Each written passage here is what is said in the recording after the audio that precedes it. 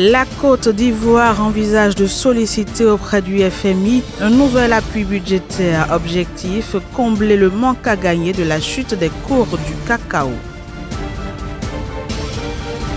Campagne arachidière 2016-2017 au Sénégal, le gouvernement a injecté la somme de 30,2 milliards de francs CFA.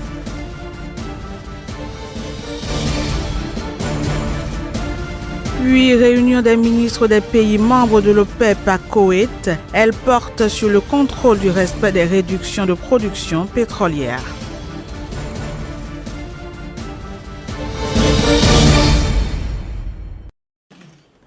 Le gouvernement ivoirien veut solliciter un nouvel appui budgétaire auprès du Fonds monétaire international FMI. Selon l'agence Bloomberg, l'objectif est de combler le manque à gagner découlant de la chute des cours du cacao. La Côte d'Ivoire demandera ce nouvel appui budgétaire en marge de la visite qu'effectue actuellement une mission d'experts du FMI au titre de la revue de la facilité élargie de crédit accordée au pays fin 2016. Le FMI avait en effet approuvé en décembre dernier 2 programmes d'aide triennaux en faveur de la Côte d'Ivoire pour un montant global de 658,9 millions de dollars. Un premier programme avait été accordé au titre de la facilité élargie de crédit et un second au titre du mécanisme élargi de crédit. Les 2 programmes d'aide visent à assurer la viabilité de la balance des paiements, à promouvoir une croissance inclusive et la réduction de la pauvreté en investissant dans les infrastructures et les projets sociaux prioritaires. Ils visent également à restreindre les dépenses courantes, à catalyser les financements officiels et privés et enfin à accroître la résilience de la Côte d'Ivoire face aux futurs chocs économiques.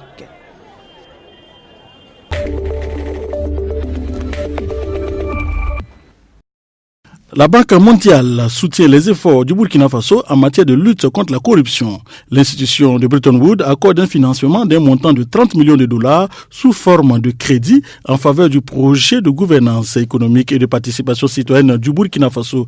L'objectif du développement du projet est de renforcer la mobilisation des ressources intérieures et d'améliorer l'utilisation des ressources publiques par le renforcement des mécanismes de redevabilité, des systèmes de collecte de ressources et de gestion des dépenses publiques.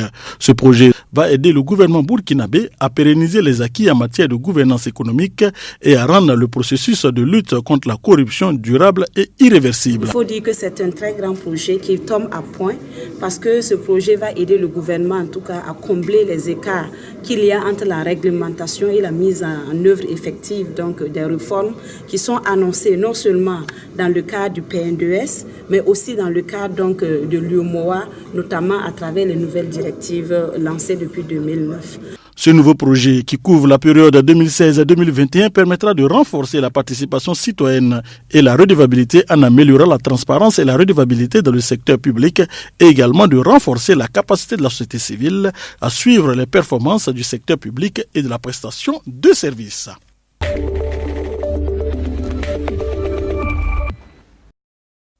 En visite à Ouagadougou, le président de l'Assemblée nationale française Claude Barthelone s'est rendu sur le site de la centrale solaire photovoltaïque de Zaktouli, située dans la périphérie ouest de la capitale. Objectif, constater de visu l'état d'avancement des travaux de ce projet financé par l'Union européenne et la France. La manière dont ce projet a été financé est extrêmement important. D'abord, la volonté de la France au travers de l'AFD de dire voilà, la solidarité ce ne sont pas que des discours. C'est aussi des moyens financiers. Un message important au niveau français, mais aussi au niveau européen, que de dire nous, on ne veut pas simplement ériger des murs ou des barbelés pour éviter que nos frères africains viennent sur le continent européen. On veut leur permettre d'avoir droit à la santé, à l'éducation, au travail, au respect de l'environnement sur les territoires où ils vivent. Installée sur une superficie de 55 hectares, la centrale solaire photovoltaïque de Zaktouli va produire annuellement 55,5 gigawatts, soit environ 5% de l'énergie fournie par la Société nationale d'électricité du Burkina, la Sonabel. La technologie permet simplement de transformer le rayonnement solaire en électricité à travers donc, des panneaux solaires. Et aussi, comme c'est une grande centrale avec des transformations pour passer du courant basse tension au courant ondulé, et avec des élévations pour qu'on puisse injecter sur le réseau national interconnecté en 33 000 volts. Centrale, on aura 129 600 panneaux qui seront posés d'une puissance unité de 260 watts crête. Alors nous pouvons estimer le taux d'exécution à peu près à 40%. La fin des travaux de cette centrale solaire est prévue pour août 2017.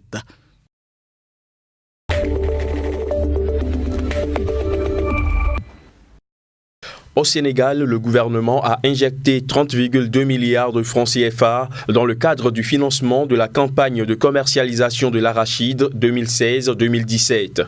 Un investissement qui produit déjà des fruits car le gouvernement annonce que 417 000 tonnes d'arachide ont été déjà récoltées.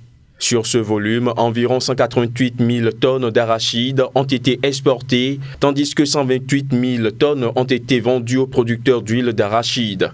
Ce chiffre représente une progression de 89 000 tonnes par rapport aux résultats enregistrés au cours de l'année précédente.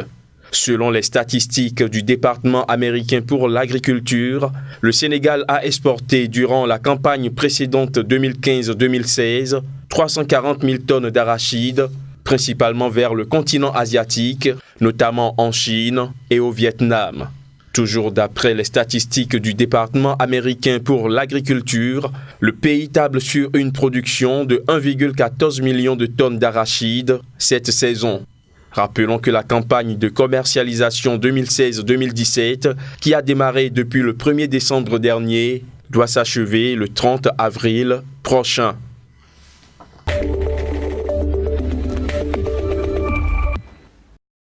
Au Mali, la production cotonnière pour la campagne 2016-2017 a atteint, selon une annonce du gouvernement, le volume record de 645 000 tonnes, ce qui représente une hausse de 25,7% par rapport aux 513 000 tonnes produites lors de la campagne précédente.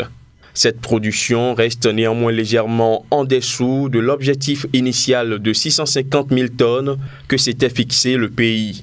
Le gouvernement malien justifie cette performance par l'aboutissement de nombreuses réformes engagées dans le secteur. Il s'agit notamment du programme de subvention des engrais et d'achat de tracteurs agricoles par les producteurs.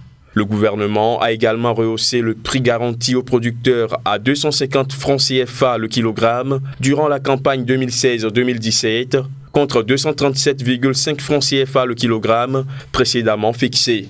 Pour la saison 2017-2018, le gouvernement malien table sur un nouveau record de 725 000 tonnes. Le gouvernement, pour atteindre cet objectif, mise avant tout sur l'augmentation des superficies emblavées et sur le renouvellement de son programme de subvention aux engrais, ainsi qu'aux tracteurs pour faciliter l'accès des producteurs aux machines agricoles.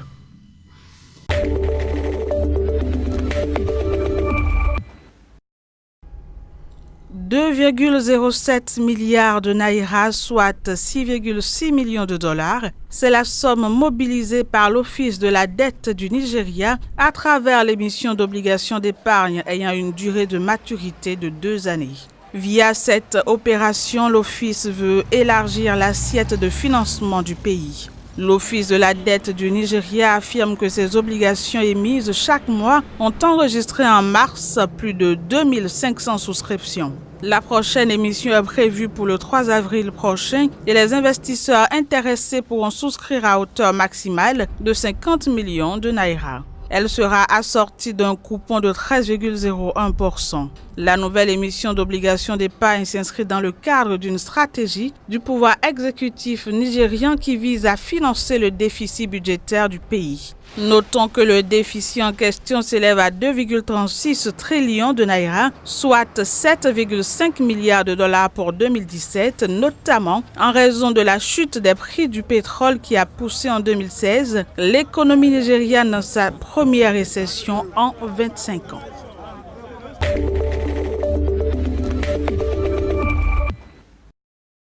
Banque Al-Maghrib, la banque centrale marocaine, maintient son taux directeur inchangé à 2,25%. Selon l'institution bancaire, ce taux, sous l'impulsion des conditions monétaires actuelles, est approprié pour permettre de relancer l'économie du royaume chérifien.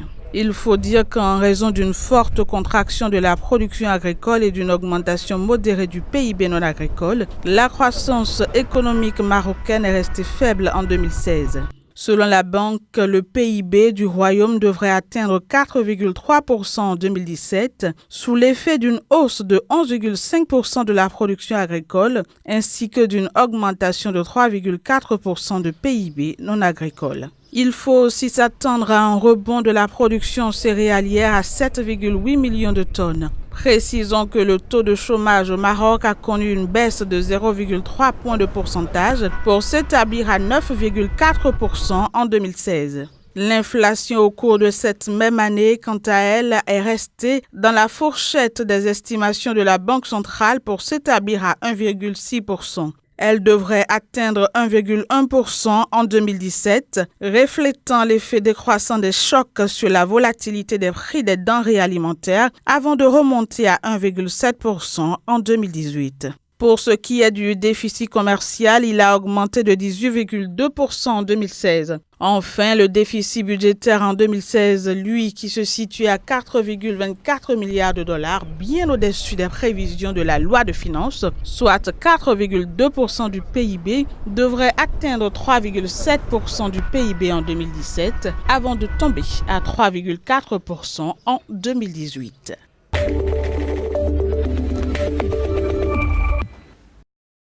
Réunion sur le respect des engagements de réduction de la production de pétrole à Koweït. Elle réunit un comité ministériel de membres de l'OPEP et de pays non membres du cartel. Présidé par le ministre koweïtien du pétrole Essam Al-Marzouk, l'objectif de cette rencontre est de vérifier le respect des engagements de réduction de la production pétrolière en vue d'équilibrer le marché.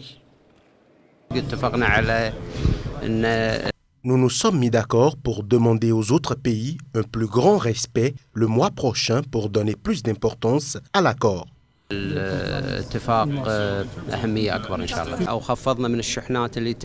Nous avons réduit les cargaisons en direction des États-Unis et de l'Europe et nous allons les réduire encore car nos intérêts sont plus grands dans les pays de l'Est de l'Asie plutôt qu'aux États-Unis et en Europe.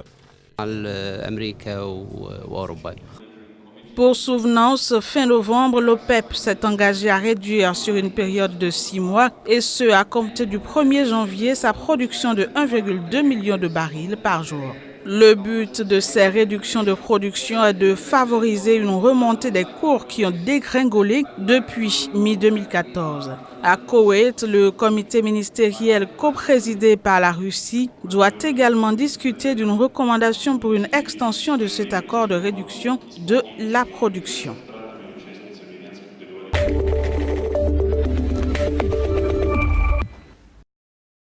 Les paysages ont de quoi faire rêver les amoureux de solitude.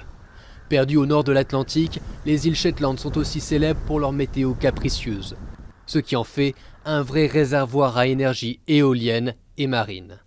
L'archipel écossais produit plus d'énergie renouvelable qu'il ne peut en consommer. Même ses habitants s'y sont mis. Jim Dickinson a installé une turbine de 2,5 kW dans son jardin. Il peut maintenant alimenter toute sa maison et charger sa voiture électrique. Ce que je gagne en produisant de l'électricité rembourse et bien plus ce que j'achète au réseau. Donc au final, je n'ai pas de facture d'électricité et ça inclut la voiture. Les Shetland peuvent aussi se vanter d'avoir la première usine marémotrice à tourner à plein régime dans le monde. 3 turbines sous-marines fournissent près de 300 foyers. On est gâté avec les marées en Écosse. On a 24% du potentiel en énergie marine d'Europe, donc c'est formidable de pouvoir récolter un peu de ça aux Shetland. Mais cette électricité verte est largement inexploitée. Actuellement, 90% de l'énergie des Shetland provient des carburants fossiles qui sont aussi leur principale source de revenus depuis des décennies. Alors que le champ pétrolier à l'est des îles se tarit, Total vient de commencer à extraire du gaz à l'ouest. Le groupe français a déboursé plus de 4 milliards d'euros pour le projet. Si les hydrocarbures peuvent facilement être entreposés, les énergies renouvelables, elles, restent prisonnières des Shetland. Le projet de câble pour relier l'archipel à l'Écosse reste dans les cartons, trop coûteux.